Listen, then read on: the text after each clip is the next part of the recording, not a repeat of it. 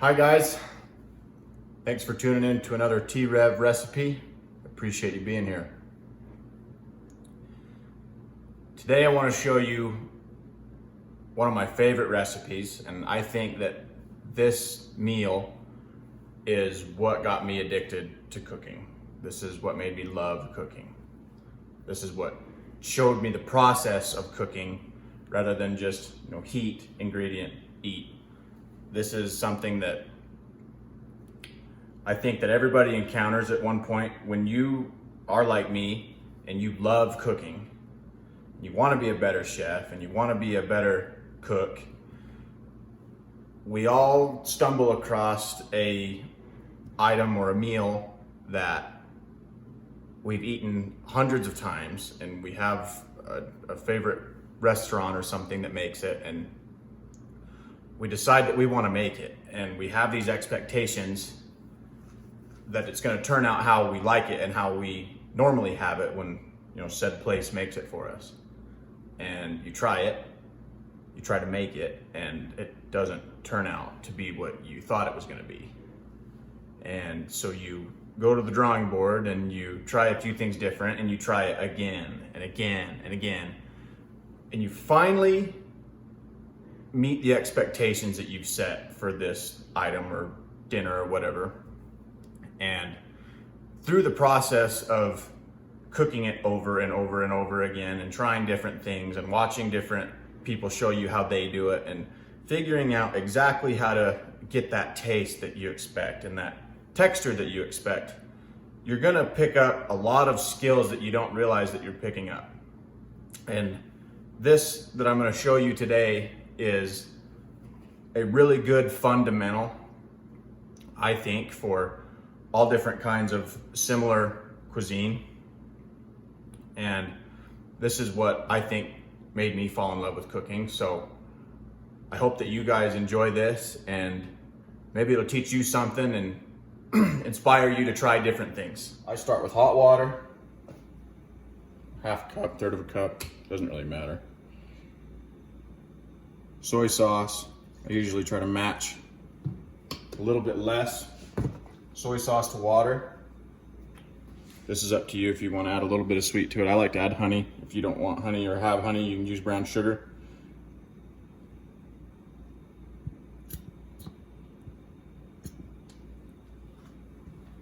A splash of rice vinegar.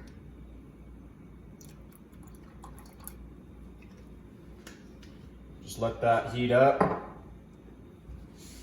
Add a little bit of starch to thicken it, just a little. Let it get hot just to melt the honey.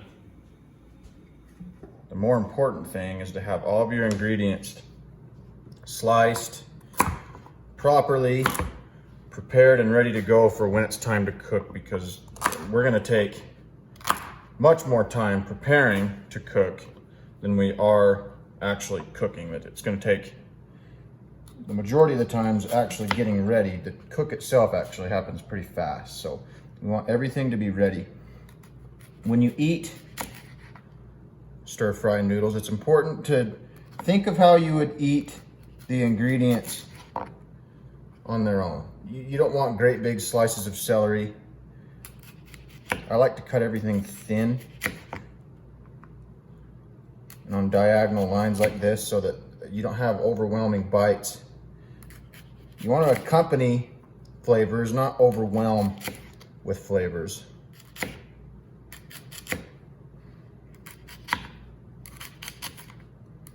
This takes practice. Make sure you have a sharp knife. It makes everything easier when your knife is sharp.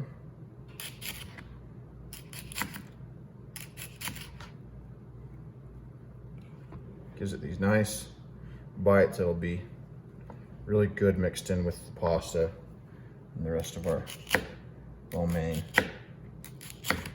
One of the reasons that I really enjoy cooking this and why I hold this style of cooking so dear is because if you can do this, lo mein, traditional or not, that means that you can make Thai food, Korean food, Japanese like teppanyaki food.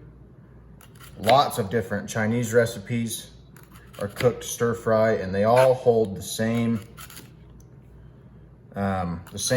rules per se, meaning that your ingredients are just as important as the portions of the ingredients, the sauces that you use, how you combine them. I mean, pad thai compared to lo mein is really just a different kind of noodle, a different sauce, different seasoning, but it's essentially the same thing, if that makes any sense. We're gonna do the same thing with the carrots. I'm gonna actually cut them a little differently.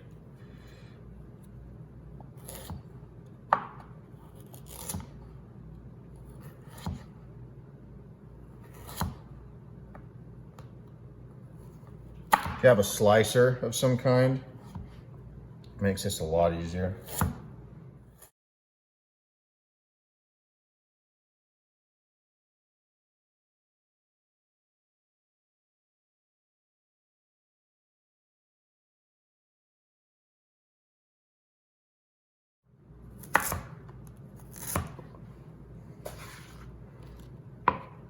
The cabbage.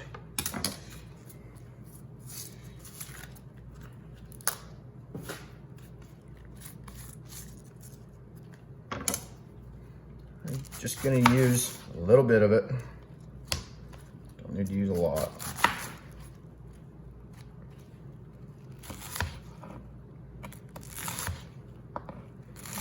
Outsides are better for this. Cut them in long strips like this. I'm not gonna waste this. I'll use this for something later.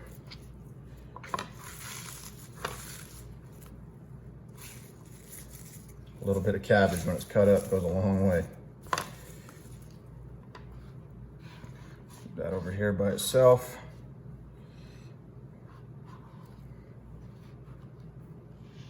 Celery, carrots, cabbage, green onion, and our meat and our pastas over here ready for us.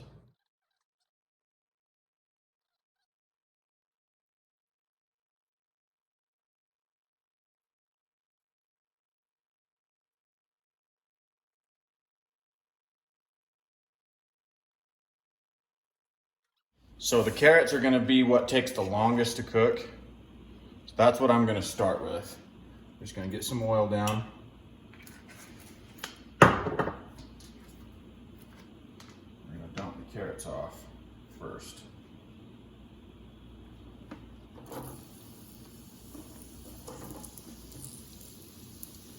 Everything that we throw down is gonna get just a splash of the sauce that we made.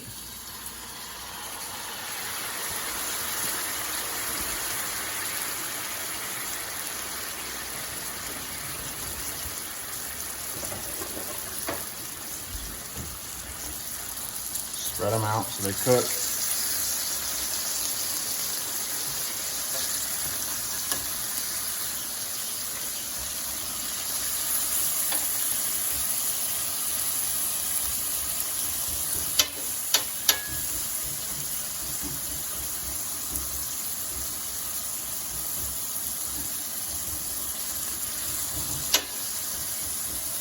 Leave them alone for a little bit.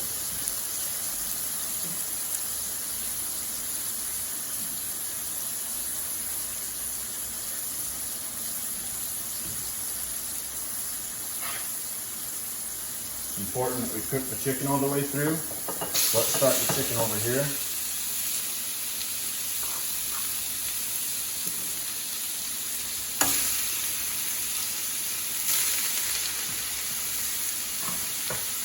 Everything's gonna get just a little bit of oil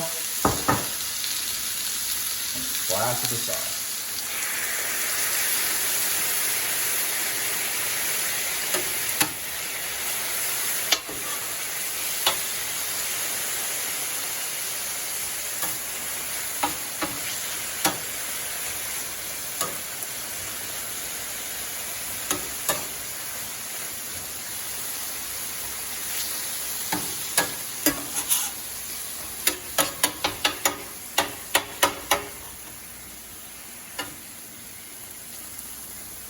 Mind where the burners are.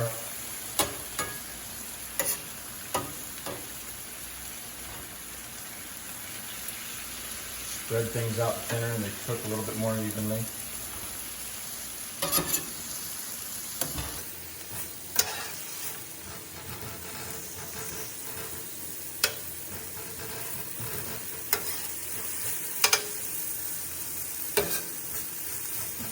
Kind of awkward. I'm trying not to run into the camera here.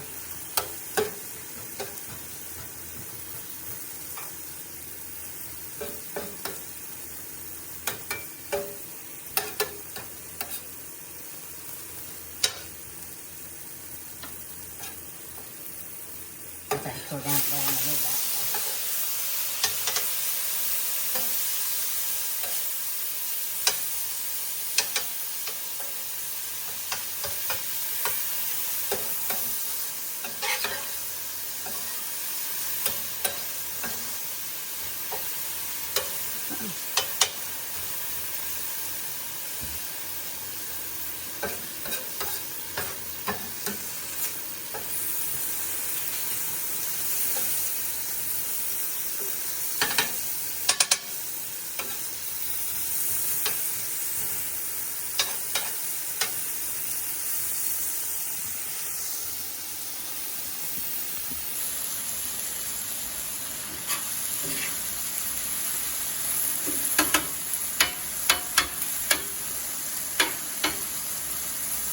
Okay. Chicken's close. Carrots getting there.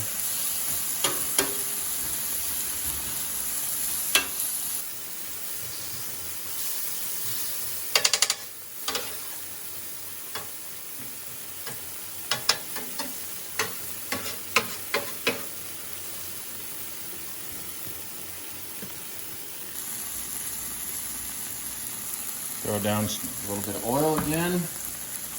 Now the shrimp.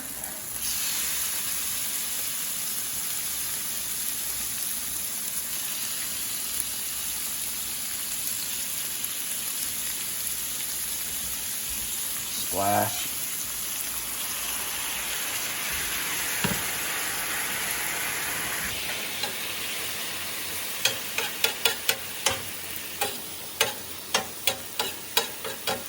As you know, shrimp cook pretty quick.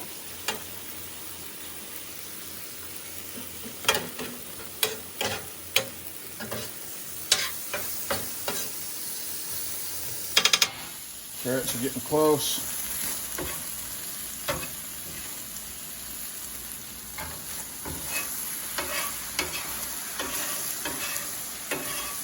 Move the chicken into the middle. The carrots keep working. Spread these shrimp out, get them done. We're getting close. It's time for the celery. I'm going to throw the celery over here with the carrots.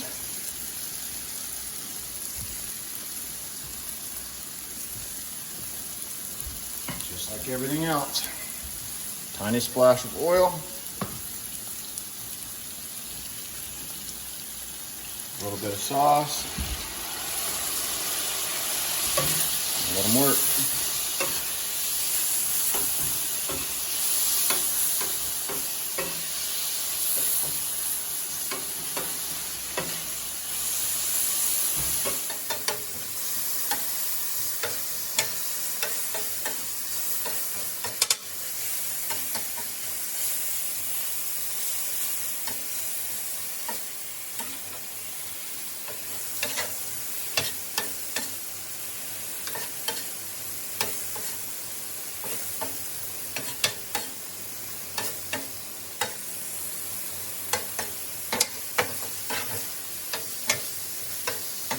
How good that looks. Holy cow.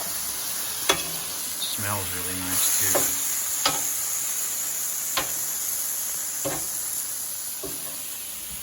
Shrimp are coming along. I'd say they're probably done. Time to add just the rest of the cabbage. Cabbage just needs to wilt. We're not going to cook it, obviously. That's why that's going on last. There's enough oil on the on the griddle now, it doesn't need it.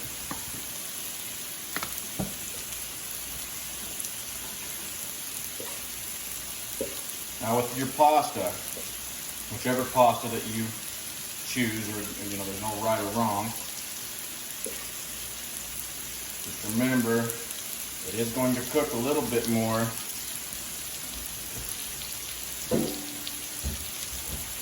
It's going to cook a little bit more when it's on the flat top. And it's important that you have a little bit of water in with the noodles that you use.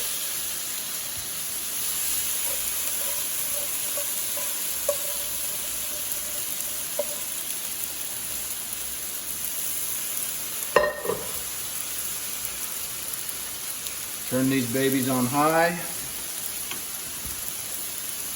Get the sauce in there with it.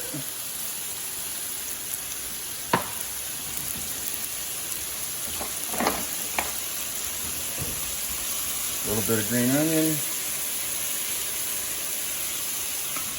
Get to work.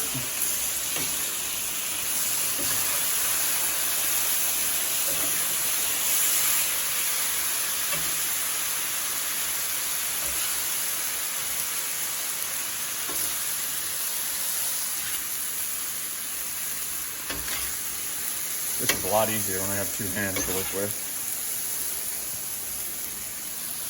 Trying to work the camera here with one hand. I need a cameraman. The reason I'm spreading this out so much is because we're trying to steam the cabbage and the green onion with the water that's residual from boiling the pasta. I'm going to split this to the hot sides now. Just keep working them. That was my griddle bending from all the heat because it's hot. It's cooled down really fast because of all the moisture I'm spreading out.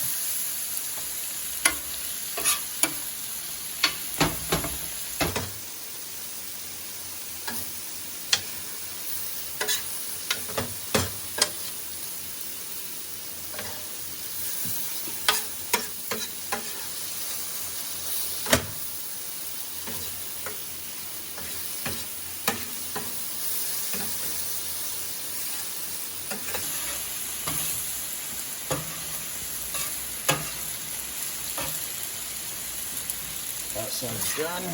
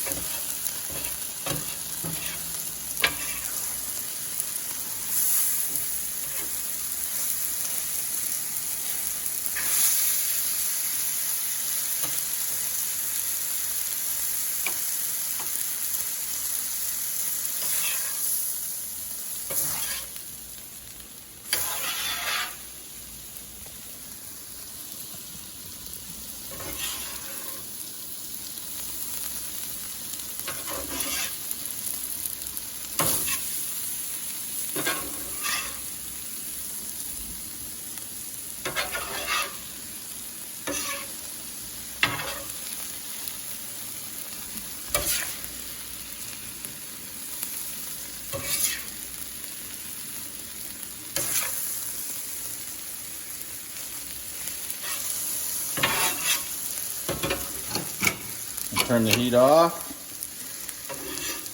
Move it to the center so that it doesn't burn. Fold everything over. Let